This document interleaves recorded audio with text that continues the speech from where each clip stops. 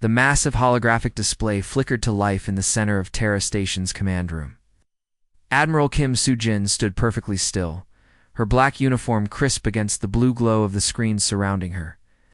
23 members of the Terran Defense Committee sat in a wide circle, their faces tense as they waited for humanity's first official contact with alien life. The image that appeared made several people gasp. A tall, reptilian creature filled the display, its skin covered in scales that shifted from deep green to bronze as it moved. Its eyes were large and yellow, with vertical pupils that seemed to look directly at each person in the room. When it Spoke, its voice was deep and carried a tone that demanded absolute obedience. I am Ambassador Vexstar of the Vorthok Empire. I speak for the Galactic Council of 12 Worlds, the alien announced. Its words were translated by the station's computers, but the meaning was clear in any language. This was not a friendly greeting. President Park Jin-ho sat in the front row, his gray hair neatly combed and his expression carefully neutral. At 62 years old, he had survived 3 wars and countless political battles, but nothing had prepared him for this moment. Behind him, other committee members whispered nervously to each other until Admiral Kim raised her hand for silence. The alien continued speaking. And with each word, the tension in the room grew thicker. The species you call humans has broken the natural order. For 10,000 years, this order has kept peace in our galaxy. Your people have spread to 17 different worlds without permission. You have changed the air and water of these worlds to suit yourselves. You have taken resources that do not belong to you. Dr. Lee Minna, sitting near the back of the room, pulled out her electronic notebook and began typing rapidly. As Earth's top expert on alien life, she had dreamed of this day for 20 years. But these were not the friendly visitors she had hoped to meet. These aliens spoke like angry parents scolding naughty children.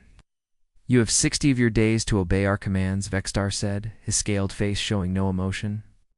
You must stop expanding to new worlds immediately. You must abandon half of the colonies you have already built. Your species must accept the position of a tributary under galactic law. This means you will follow our rules and pay taxes to the Council. The word tributary hit the room like a physical blow. Commander Yoon Tahayan, a veteran of the Mars Independence War, stood up so quickly his chair fell over. They want us to become their slaves, he said loudly before Admiral Kim gestured for him to sit down. Vexstar seemed to hear the disturbance despite the transmission being one way. His tone became slightly softer, like a teacher explaining something to slow students. However, the Council understands that your species may simply not know better. We are willing to negotiate. We want to avoid unnecessary fighting. We have no wish to cause deaths if we can avoid it. The alien's image leaned forward slightly. We offer you this chance for peace because we are merciful. Accept our terms, and your people can continue to live on your home world in a few selected colonies. Refuse, and we will be forced to take corrective measures to restore galactic harmony. The phrase corrective measures sent a chill through everyone present. Dr. Lee stopped typing and looked up at the screen with wide eyes. In her studies of extinct civilizations, she had learned that gentle words often hid terrible threats. As the transmission ended and Vexstar's image faded away, the command room exploded into arguments. Half the committee members began shouting that they should accept the aliens' demands immediately. The other half demanded that humanity fight back, regardless of the odds. We have to be realistic, said Senator Cho Dong-woo, a thin man with nervous hands. These aliens have technology we can't match. They've been traveling between stars for thousands of years while we've barely been in space for 3 centuries. We just roll over and show our bellies? Commander Yoon shot back. My grandfather didn't fight in the resource wars so his great-grandson could become an alien's pet. President Park raised his hand for quiet, but the arguments continued. Some spoke of the billions of humans living on the 17 colony worlds. Others mentioned Earth's small military fleet and wondered if they could even slow down an alien invasion. Throughout all the shouting and debate, Admiral Kim Soo-jin remained silent. Her fingers moved across her personal datapad, accessing files that most of the committee didn't even know existed. Her face showed no emotion as she read through classified reports about humanity's true military capabilities. The arguing continued for nearly 10 minutes before Admiral Kim finally spoke. Her voice was not loud, but something in her tone made everyone stop talking and turned to look at her.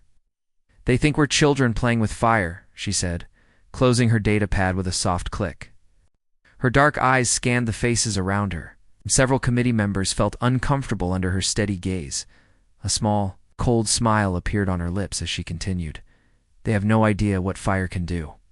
3 days after the alien ultimatum, Dr. Lee Mina stood before the emergency session of the Terran Senate. The large chamber was packed with representatives from all 17 human worlds.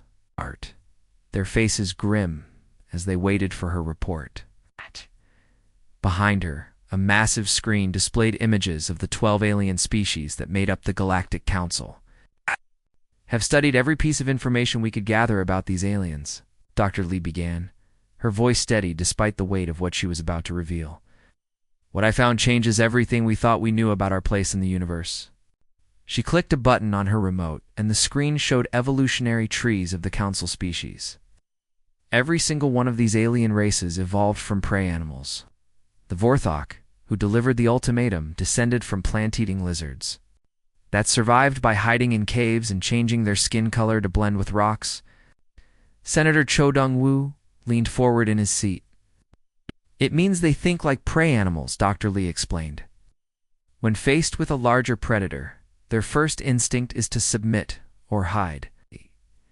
They built their entire civilization around avoiding conflict through hierarchy and submission." The screen changed to show primitive human ancestors. "We evolved differently. Our ancestors were persistence hunters. We didn't run from dangerous animals. We chased them until they collapsed from exhaustion. We became the most dangerous predators on our planet through teamwork, endurance, and systematic violence." Commander Yoon, who had traveled from Mars for the emergency session, nodded grimly. "That explains why they think we'll just give up when they threaten us." Dr. Lee continued her presentation, showing intercepted alien communications that revealed more about the Council species. The crystalline beings called Cathani were essentially living rocks that shared memories through light patterns. They had never experienced individual death, because when one of them died, their memories lived on in the others. "The gas creatures called nebulans don't even have individual bodies," she explained. "They exist as clouds of intelligent gas that think. As one mind? The idea of a single human making their own decisions is completely alien to them." The most disturbing revelation came when she described the amphibious Kethmori. They cannot reproduce without permission from the Council. Every aspect of their lives, from what they eat to where they live, is controlled by the central authority. They achieved space travel not through competition or innovation, but through committee meetings that lasted for centuries. Meanwhile, across human space, a very different kind of preparation was taking place. On the mining world of New Busan, Governor Han Suman walked through the converted factories with a mixture of pride and dread. The massive machines that once extracted rare metals from asteroid cores were being rebuilt as weapons of war. "How long until the first batch is ready?" she asked Chief Engineer Park Hae-jin, who stood covered in grease and metal shavings. 72 hours for the portable versions," Park replied, wiping her hands on a dirty rag. "The big ones will take a week, but they'll punch through any ship armor I've ever seen." Similar scenes were playing out on every human world. On the agricultural planet of New Andong, farmers organized themselves into military units with the same efficiency they used to manage crop rotations. Every settlement had underground bunkers stocked with weapons and supplies. Every civilian transport ship was being fitted with hidden weapon systems. Captain Jung Min-soo, manning the Deep Space Monitoring Station at Wolf 359, intercepted more alien communications that painted a disturbing picture of galactic history. In the past 10,000 years, 47 different species had been corrected by the Council for violating the natural order. "What happened to those species?" he asked his communications officer. Lieutenant Kim Biora looked up from her translation computer with pale face. "They don't exist anymore, sir. Not as independent civilizations. Some were completely destroyed. Others were broken up and scattered across Council worlds as servants." The intercepted data revealed something else that chilled the human observers. The Council's idea of warfare was nothing like what humans understood. Their battles were ritualized affairs with rules that both sides agreed to follow. Casualties were kept to a minimum, and the losing side was expected to surrender gracefully once their defeat became obvious. "They've never fought a total war," Captain Jung reported to Admiral Kim. "They don't understand the concept of fighting to the death or using every available resource to win." As reports came in from across human space, a pattern emerged that would have terrified the aliens if they had understood it. Every human colony, every space station, every settlement voted the same way when asked whether to submit to the Council's demands. Not a single human community chose surrender. On the industrial world of New Incheon, factory workers volunteered for 18-hour shifts to convert civilian manufacturing into military production. On the research stations orbiting distant stars, scientists worked around the clock to develop new weapons technologies. Even the children on the agricultural worlds practiced with hunting rifles and learned to operate farm equipment that could be used as weapons. Dr. Lee concluded her presentation to the Senate with a simple observation that would define humanity's response to the galactic ultimatum. "The aliens offer us peace through submission," she said. "But humans have never understood peace that way. For us, peace is something you earn through strength, not something granted by a stronger enemy. They're asking us to do something that goes against every instinct our species developed over millions of years of evolution." President Park stood up slowly, his weathered face showing the weight of the decision he was about to make. "Then we give them our answer the only way we know how." War Speaker Tessara stood on the bridge of the massive ship called Eternal Harmony. Her webbed hands clasped behind her back as she watched the star map, showing their journey to the human solar system. Her skin was smooth and gray-green, like a frog that had grown to the size of a human. And her large eyes could see details that would be invisible to most species. Around her, the bridge buzzed with quiet activity as 46 other council ships followed in perfect formation. This was the largest military fleet assembled in over 1,000 years, representing the combined might of 12 different alien civilizations. Each ship was a masterpiece of technology that had taken centuries to perfect. "The human system is now within scanner range," reported her tactical advisor, a creature that looked like a cloud of glowing gas contained within a transparent suit. The Nebulan's voice came through speakers since it had no mouth to speak with. "Our sensors show approximately 200 human vessels, mostly converted civilian craft. They appear to be arranged in defensive positions around their planets." Tessara nodded with satisfaction. Intelligence reports had been accurate. Humanity possessed a primitive space fleet that might have been impressive by the standards of a single-planet species, but was laughably weak compared to Council technology. Each of her ships could probably destroy 10 human vessels without taking damage. "Have they transmitted surrender terms yet?" she asked, expecting to hear that human leaders were already begging for mercy. "No, War Speaker," the Nebulan replied, its gaseous form pulsing with confusion. "They continue to broadcast defiant messages on all frequencies. Some of their transmissions are quite colorful." Tessara's large eyes blinked slowly. This was unusual. Most species recognize the futility of resistance when faced with Council fleet superiority. The sight of 47 advanced warships should have been enough to make any reasonable leader surrender immediately. Perhaps they need a closer look at what they're facing, she decided. Move the fleet to the edge of their solar system. Begin broadcasting peace terms on all frequencies. The Council ships glided forward with graceful ease, their hulls shimmering with energy shields that could stop any weapon known to galactic science. Each vessel was powered by zero-point energy, reactors that drew power from the fabric of space itself. Their weapons could crack planets in half if necessary, though such extreme measures had never been required. As they approached the outer edge of the human solar system, Tessara reviewed the intelligence files one more time. Humans were a young species that had only been traveling between stars for a few centuries. Their technology was crude but functional, like tools made by clever children. Their largest warships were smaller than Council escort vessels.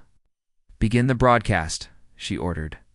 The message went out across all frequencies in dozens of human languages.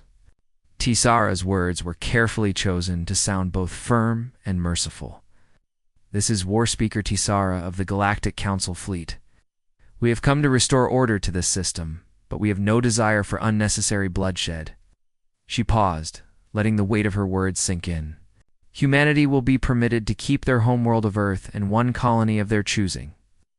All other worlds must be abandoned within 30 days. Your space travel will be limited to trips between these two worlds, and all such travel must be approved by Council authorities. The terms were generous by Council standards. Most rebellious species were given much harsher punishments. The fact that humans would be allowed to keep even one colony world showed remarkable mercy. You have 6 hours to respond with your surrender, the message continued. Any attempt at resistance will be met with appropriate force, though we will endeavor to minimize casualties among your civilian population. What Tisara didn't know was that her message was being received in a heavily fortified command center built inside the asteroid series. Admiral Kim Soo-jin stood surrounded by dozens of holographic displays showing ship positions throughout the solar system. Her dark eyes focused on the approaching alien fleet. "Ma'am," reported Commander Yoon Tae-han from his position at the communications console. "The aliens are broadcasting surrender terms on all channels. They're promising to let us keep Earth in one colony if we give up everything else." Kim's mouth curved into a cold smile that would have worried anyone who knew her well. Around the command center, other officers worked quietly at their stations, implementing battle plans that had been decades in the making. "How thoughtful of them," she said, her voice carrying a dangerous edge. "They're offering us mercy we never asked for." She walked to the central display showing the true deployment of human forces throughout the solar system. The aliens saw 200 military ships arranged in obvious defensive positions around Earth and Mars. What they couldn't see were the nearly 2,000 other vessels hidden throughout the system. Mining ships in the asteroid, the belt had been converted into weapons platforms over the past 50 years. Research vessels orbiting the outer planets carried experimental weapons that existed nowhere in Council databases. Deep in the Kuiper Belt, beyond the range of alien sensors, an entire ghost fleet of stealth ships waited in the cold darkness. "Send a message back to the Council fleet," Admiral Kim ordered. "Tell them humanity appreciates their generous offer." Commander Yoon looked confused. "Should I prepare the surrender documents, ma'am?"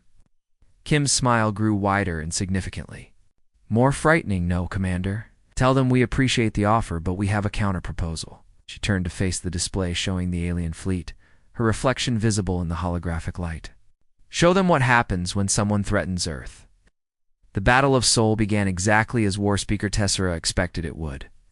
Her 47 ships moved into the inner solar system in perfect formation, their energy shields glowing softly. As they approached the human fleet, 200 human vessels waited in defensive positions around Earth and Mars, arranged in the classic patterns that young civilizations always used when facing superior enemies. "Begin the demonstration," Tisera ordered from her command chair. "Target their largest vessels first. Minimal damage. We want them to surrender, not die pointlessly." The Council fleet opened fire with precise energy beams that could slice through metal like a hot knife through butter. The human ships responded with everything they had: nuclear missiles, kinetic projectiles, and crude laser weapons that sparkled harmlessly against the aliens' quantum shields. Tisara watched with something close to sadness as the first human ships began to break apart under the Council's attack. The humans were fighting bravely, but their weapons were centuries behind Council technology. Their missiles exploded uselessly against energy barriers, and their projectile weapons bounced off hull armor that could withstand the heat of a star. "There, quite brave for such a primitive species," she commented to her tactical advisor. "This should be enough to convince them. Broadcast surrender terms again."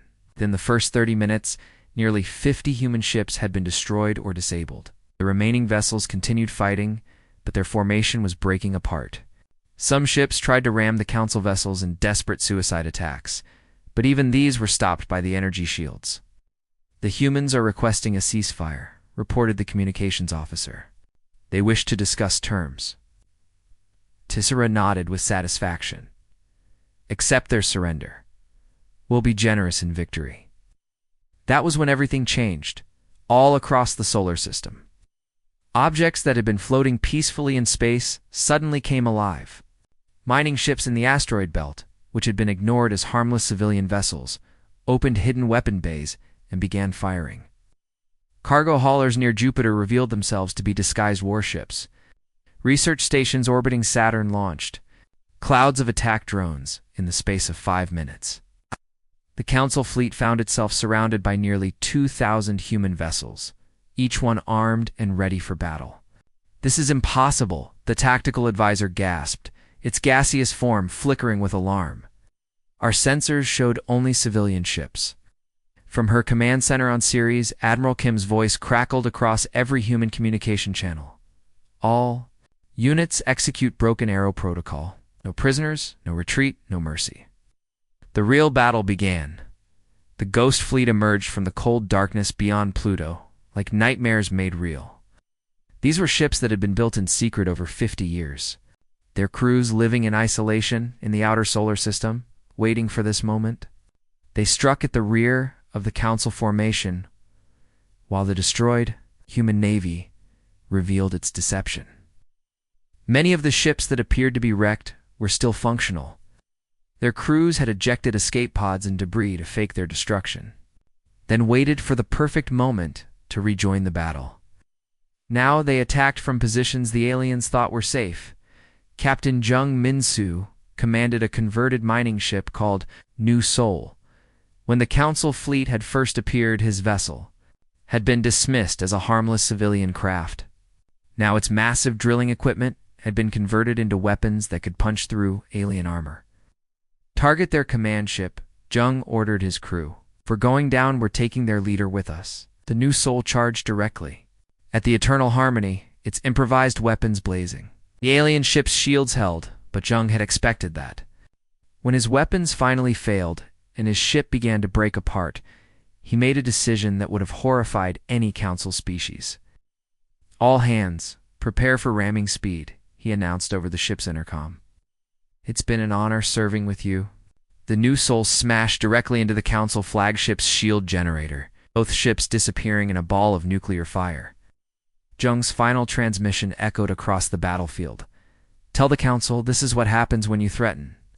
Earth, Tessara's tactical display, had become a nightmare of chaos. Human ships swarmed around her fleet like angry insects, attacking from every direction at once.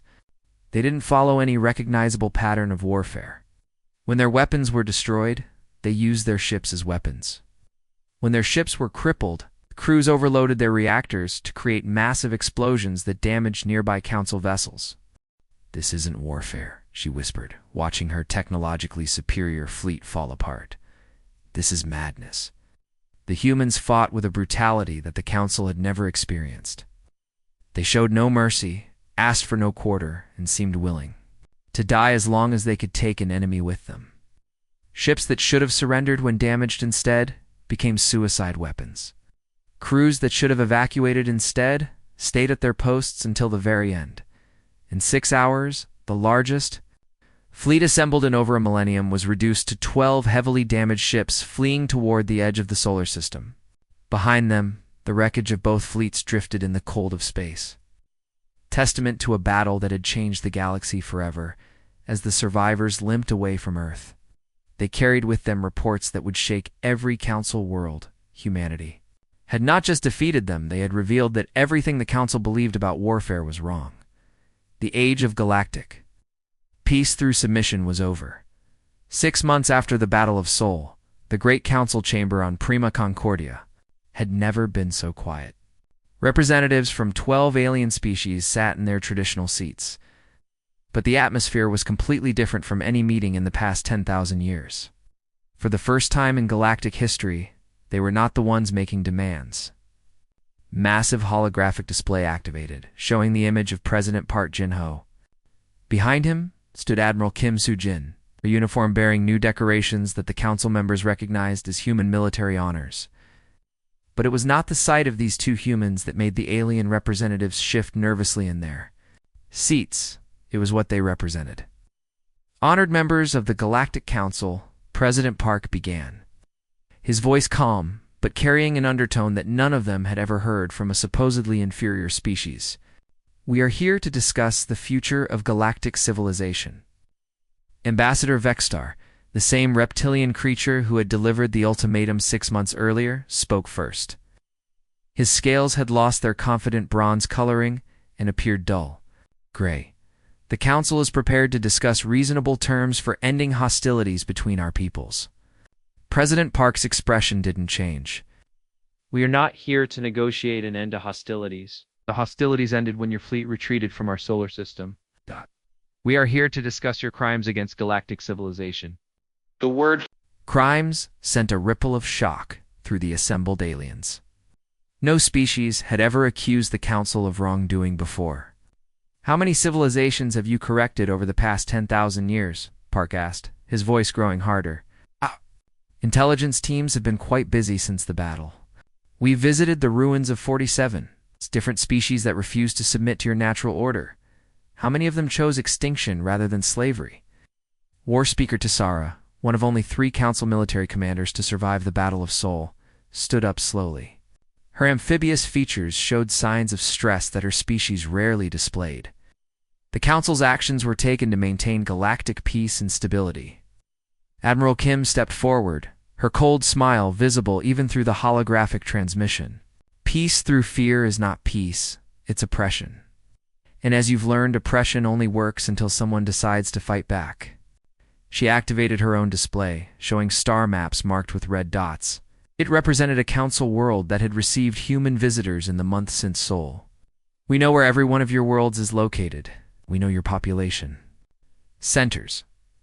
Your military installations, your industrial capabilities. We have observed your daily routines and learned your weaknesses. The psychological impact of her words was devastating. The crystalline Kethany began flashing distress patterns with their natural light displays. The gaseous nebulans pulsed with agitation, and several of the smaller species representatives looked ready to flee the chamber. But here's the difference between us and you, Admiral Kim continued. We choose to let you continue living. Every morning when your people wake up, it's because humanity has decided to show mercy, not because you've earned the right to exist. President Park took control of the discussion again. The age of galactic dictatorship is over. Humanity demands immediate and equal representation in this council. We demand the immediate end of all correction protocols.